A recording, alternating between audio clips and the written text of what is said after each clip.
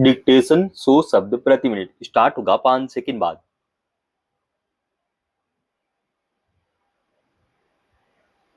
Start.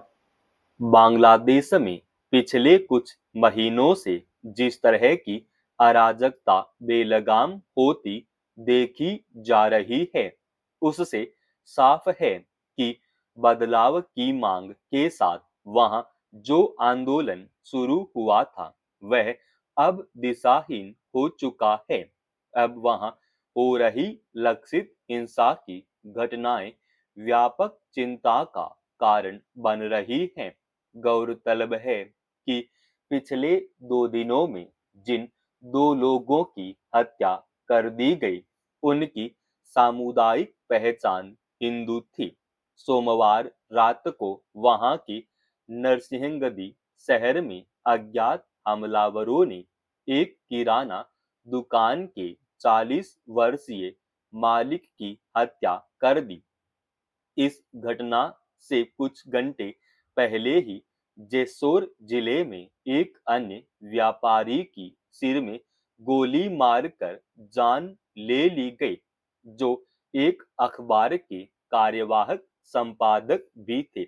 इसके अलावा एक विधवा से सामूहिक बलात्कार, उसका निर्मम उत्पीड़न करने और उसका वीडियो बनाकर जारी कर देने की भी खबर आई। इससे पहले भी वहां हिंदू पहचान को निशाना बनाकर हत्या की कई घटनाएं सामने आ चुकी हैं। साफ है कि बांग्लादेश में जारी हिंसा और अफरा तफरी अब किसी खास एजेंडे के तहत हो रही लगती है, वरना क्या कारण है कि एक ही प्रकृति की घटनाएं लगातार सामने आने और इसी वजह से नई जटिलताएं खड़ी होने के बावजूद वहां की अंतरिम सरकार इसे रोकने को लेकर कुछ भी ठोस कदम नहीं उठा रही है। यह बेवजह नहीं है कि लगातार और सरेआम हो रही हत्या की घटनाओं से स्थानीय अल्पसंख्यक समुदायों के आम लोगों और व्यापारियों के बीच असुरक्षा की भावना बढ़ती जा रही है। अशांति और हिंसा की घटनाओं में तेजी की तात्कालिक वजह जुलाई 2024 के विद्रोह के एक प्रमुख नेता शरीफ उस्मान हादी की हत्या हो सकती है, जो भारत का कट्टर आलोचक भी था। सवाल है कि अगर हादी का मकसद देश को बदलना था, तो क्या उसका रास्ता यह होगा कि वहां के अल्पसंख्यक तबकों और खास तौर पर चुनकर हिंदू पहचान वाले निर्दोष लोगों की हत्या की जाए? फिर अगर अराजकता का यह सिलसिला जारी रहता है और वहां की सरकार तथा कानून व्यवस्था संभालने वाली एजेंसियां ऐसी घटनाओं को रोक नहीं पाती हैं, तो इसके क्या मायने निकाले जाएंगे? बांग्लादेश में तत्कालीन शेख हसीना सरकार के खिलाफ विद्रोह की घोषित वजह चाहे जो रही हों, लेकिन आज वहां भीड़ तंत्र जिस तरह हावी होता दिख रहा है, वह खुद बांग्लादेश के लिए चिंता की बात होनी चाहिए। धार्मिक पहचान को आधार बनाकर हत्या या बलात्कार की घटनाओं के दौरान स्थानीय लोग जिस तरह अराजक होते या जैसी प्रतिक्रियाएं देते दिखते हैं, वह कुछ समूहों के दिशाहीन और संवेदनहीन हो जाने का संकेत तो है ही। जघन्य अपराधों के बेलगाम होते जाने को नहीं रोक पाना दरअसल शासन के नाकाम हो जाने का भी सबूत है। अगर अब भी वहां शांति और लोकतंत्र की बहाली के लिए ठोस कवायद नहीं हुई, अल्पसंख्यक समुदायों के बीच फैली असुरक्षा की भावना बनी रही, तो इसका खमियाजा समूचे देश को उठाना पड़ सकता है। सही है कि लक्षित तौर पर हिंसा करने वालों के बरक्स वहां अब भी वैसे लोग हैं जो अल्पसंख्यक समुदायों को निशाना बनाने पर चिंता जाहिर करते हैं, मगर शेख हसीना को सत्ता से हटाने के कई महीनों के बाद भी अगर वहां अराजकता फैलती दिख रही है, तो विद्रोह की अगुवाई करने वालों से लेकर फिलहाल सत्ता संभालने वाले समूह भविष्य में किस तरह का बांग्लादेश बनाने की उम्मीद दे रहे हैं।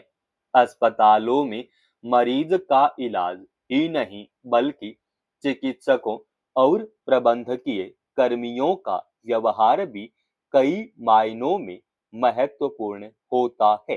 किसी बीमारी से पीड़ित या हादसे में घायल व्यक्ति को इस उम्मीद के साथ अस्पताल लाया जाता है कि उसकी जान पर मंडरा रहा खतरा टल जाएगा, मगर इलाज के दौरान अगर किसी की मौत हो जाए, अस्पताल प्रबंधन की प्राथमिक जिम्मेदारी मरीज के शव को ससम्मान परिजनों को सौंप देने की होती है। इसके बावजूद अगर कोई अस्पताल इलाज के खर्च का भारी भरकम बिल बनाकर उसकी पूरी वसूली के लिए शव को अपने कब्जे में रखने का प्रयास करे, तो इसे संवेदनहीनता और अनैतिकता की पराकाष्ठा नहीं तो और क्या कहा जाएगा। उत्तराखंड के हल्द्वानी में हाल ही में एक ऐसा ही मामला सामने आया। एक निजी अस्पताल ने महिला को उसकी मौत से पहले केवल 2 घंटे भर्ती करने का न केवल 80,000 रुपए का बिल बना दिया, बल्कि उसका पूरा भुगतान न होने पर परिजनों को शव सौंपने से भी इनकार कर दिया। बाद में पुलिस के दखल देने पर शव परिजनों के हवाले किया गया। इसमें दो राय नहीं है कि निजी अस्पताल अब मानवता की सेवा के बजाय उद्योग धंधे में तब्दील होते जा रहे हैं, जहां मुनाफा कमाने की प्रवृत्ति मानवीय संवेदनाओं और सेवा भाव पर हावी होती दिख रही है। यही वजह है कि निजी अस्पतालों में इलाज की बड़ी रकम का पूरा भुगतान न करने पर सब परिजनों को सौंपने से इनकार कर देने की खबरें अक्सर आती रहती हैं। ऐसे में यह सवाल महत्वपूर्ण है कि क्या अस्पतालों के इस रवैये को कानूनी या मानवीय तौर पर जायज ठहराया जा सकता है। हल्द्वानी के मामले में तो परिजनों ने बिल के 80,000 रुपए में से 57,000 रुपए का भुगतान कर दिया था।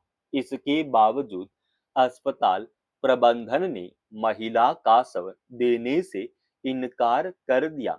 अगर कोई मरीज या उसके परिजन इलाज के खर्चे की जायज रकम देने से इनकार करता है, तो अस्पताल प्रशासन कानून का सहारा ले सकता है, लेकिन सबको अपने कब्जे में लेने के प्रयास को न तो कानूनी और न ही नैतिक तौर पर उचित ठहराया जा सकता है। समाप्त। दोस्तों, रोजाना ऐसे ही एडवांस डिक्टेशन के लिए चैनल को आप अभी सब्सक्राइब कीजिएगा। और आज के इस डिक्टेशन का पीडीएफ फाइल हमने हमारे Telegram channel study with HP form पे डाल दिया है, जिसका लिंक इसी वीडियो के डिस्क्रिप्शन में डाल रखा है।